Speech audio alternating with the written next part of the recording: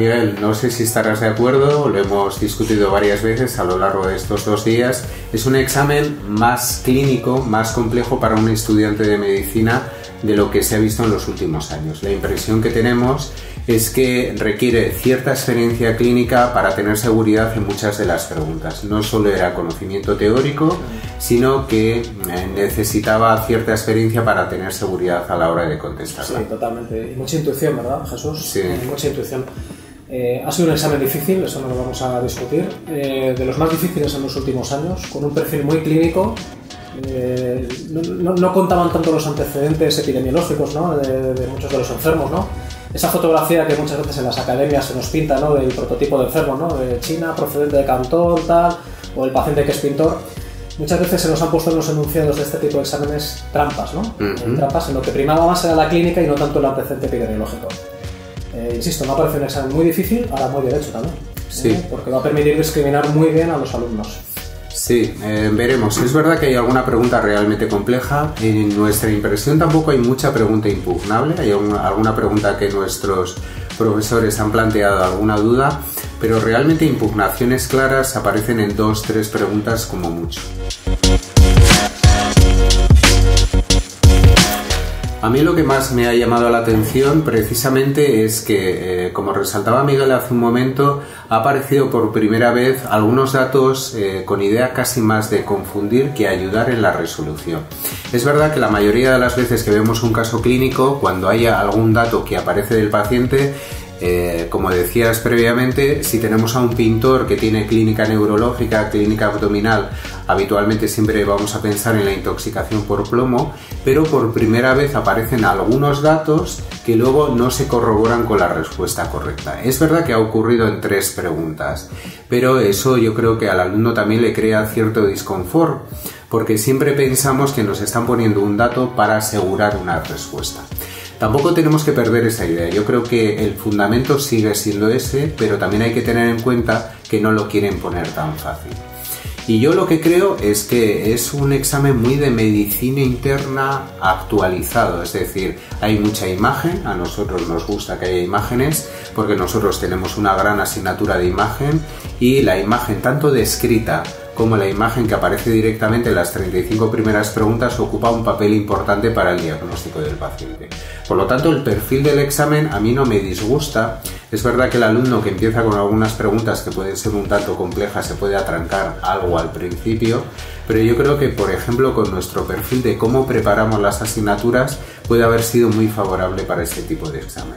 Sí, otro aspecto también muy favorable para nuestra academia es que muchas de las preguntas que han caído en este examen MIR pertenecen al ámbito de la urgencia, ¿no? Y bueno, por fortuna nosotros tenemos una asignatura que es urgencia y radiología, en el cual, pues bueno, tratamos este tipo de tema, ¿no? De la patología urgente y sobre todo, pues con esa riqueza, ¿no? que tenemos en la academia de imágenes, ¿no? Imágenes, por cierto, muy complejas en este examen, ¿verdad? Sí. O sea, mucha radiología, escáner, e incluso imágenes de eco. Eco, PET, también hemos tenido PET. Un PET-TAC. Efectivamente. Da la sensación de que parte de estas preguntas han salido de servicios de medicina interna en la que se han discutido casos complejos de diagnóstico diferencial y que han exigido lo mejor de los alumnos. Eso sin lugar a dudas, ¿no? Sí. Y luego lo que comentabas también, que en el enunciado por primera vez en la historia del MIR se empiezan a poner perfiles que pueden despistar un poquito. Al fin y al cabo lo importante es la clínica del enfermo. Es verdad que hay otro tipo de preguntas en los cuales te ponían algunas pistas que era lo que te daba la clave para responder, ¿no? Te pongo el ejemplo del paciente con un infarto inferior que te preguntan por qué medicamento no tiene que dar. Y es precisamente el nitrato. Claro. En un infarto, porque previamente había tomado el sildenafilo. Entonces, bueno, es una pequeña pista que si no te la ponen no puedes responder bien la pregunta, ¿no? Yo creo que el mensaje para el alumno es que tampoco hay que pensar que quieren confundir, pero que es verdad que en algunos casos el dato no obligatoriamente va a estar relacionado con la resolución.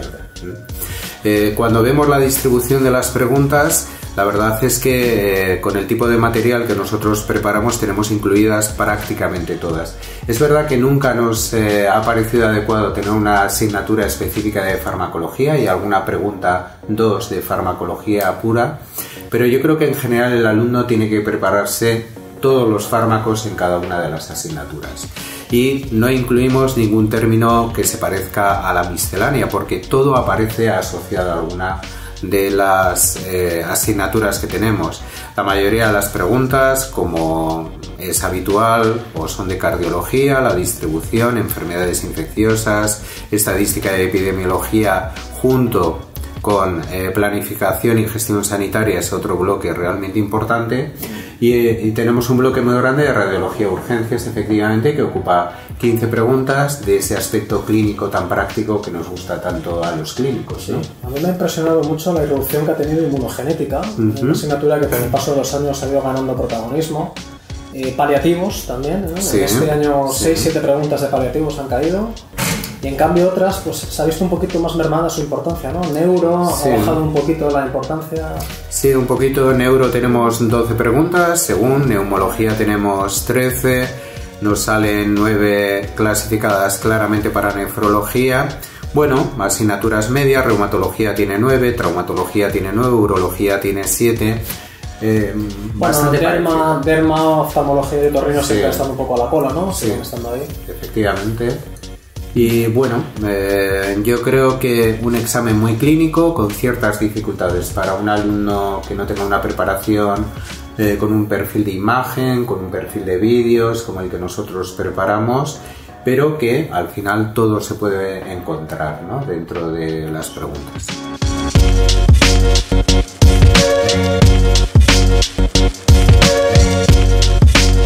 Respecto a las diferencias, un poco las que hemos resaltado, hay preguntas clínicas más complejas, diagnósticos diferenciales clásicos de medicina interna que pueden ser un poco más complejos, la irrupción de algunas preguntas, tú decías paliativos sí, pero incluyen geriatría, aunque es verdad que a veces es un término que nos cuesta un poco diferenciar, geriatras y cuidados paliativos tienen aspectos diferenciados y hay preguntas de geriatría que no había.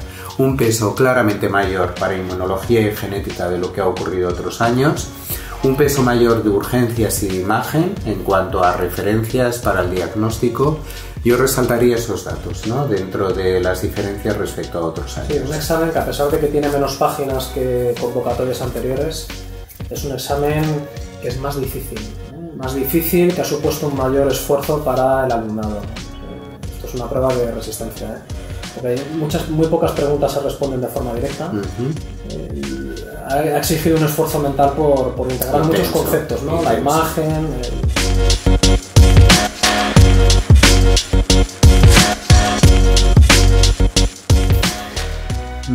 Hay varias. Yo como cardiólogo, varias.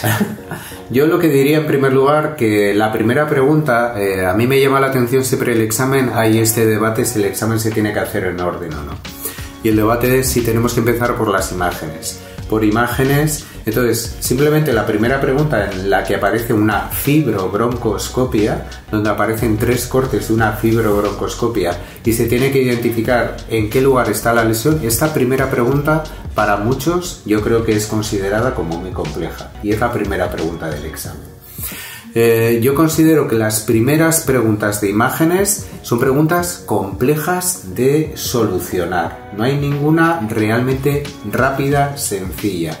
Pero a mí me gustaría destacar esa, la de la ubiquinina, ¿no?, que nos pide detalles sobre esta molécula. La ubiquinina me parece también que tiene su complejidad.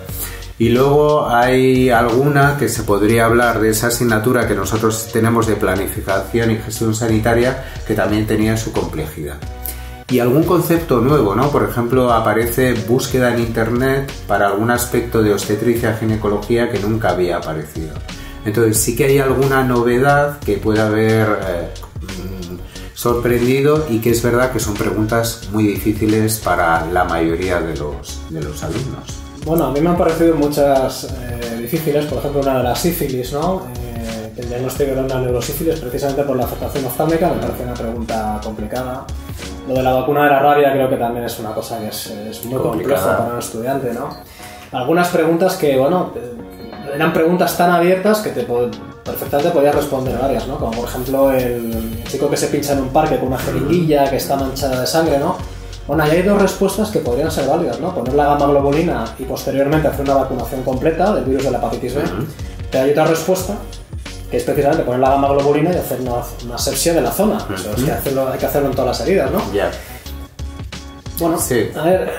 Veremos, ¿no? Habrá algunas impugnaciones. Luego, que probablemente la lesión de la cabeza del páncreas, ¿no? ¿Cuál es la siguiente o la primera prueba, ¿no? A elegir para hacer un diagnóstico y una estadificación, ¿no? Del posible cáncer de páncreas, ¿no? La duda, ¿no? Entre si pedir el TAC, ¿no? De primeras, tóraco abdominopélvico, o un PET-TAC. Ya.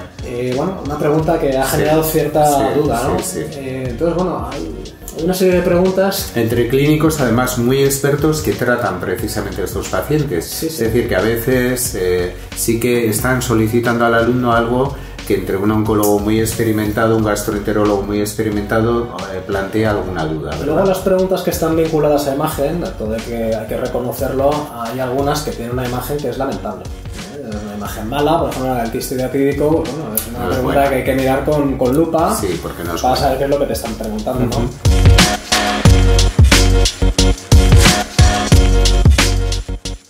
Yo creo que nuestros alumnos estaban muy bien preparados para el examen porque la idea que tenemos nosotros de plataforma de preparación precisamente incluye los aspectos que este MIR, digamos, más moderno está incluyendo. Fundamentalmente la clínica junto con la imagen, preguntas de pacientes con frecuencia que consultan en el ámbito de urgencias, por eso tenemos esa asignatura común. Y cuando revisamos el material que tenemos, prácticamente todo está incluido dentro de las explicaciones que tenemos. Por lo tanto, yo creo que sí, y como siempre decimos, habrá algún aspecto que queremos ampliar y que en breve, como la plataforma así lo permite, lo vamos a hacer. Es decir, que cuando veamos una explicación que no es suficientemente amplia, yo he visto por primera vez, sorprendentemente, 3 preguntas donde se habla de intoxicaciones. Se habla del plomo, se habla de intoxicación por setas y se habla por intoxicación por humo, ¿no? En un incendio. Entonces hay 3 preguntas de un tema que habitualmente tratamos de una manera más breve y que tendremos que ampliar. Pero mi respuesta es claramente sí, es decir, estaba incluido, apostamos por este modelo de formación que seguro que es el más apropiado para preparar el examen. La verdad es que casi todas las preguntas del examen MIR se podían haber contestado usando la plataforma, es decir, abarcamos todos los contenidos, incluido el ámbito de urgencias. Disponemos de una base de datos con más de 30.000 preguntas de tipo test, con un formato caso clínico, muchas vinculadas a imagen. Entonces creo que nuestros alumnos sí que han ido bien preparados al examen.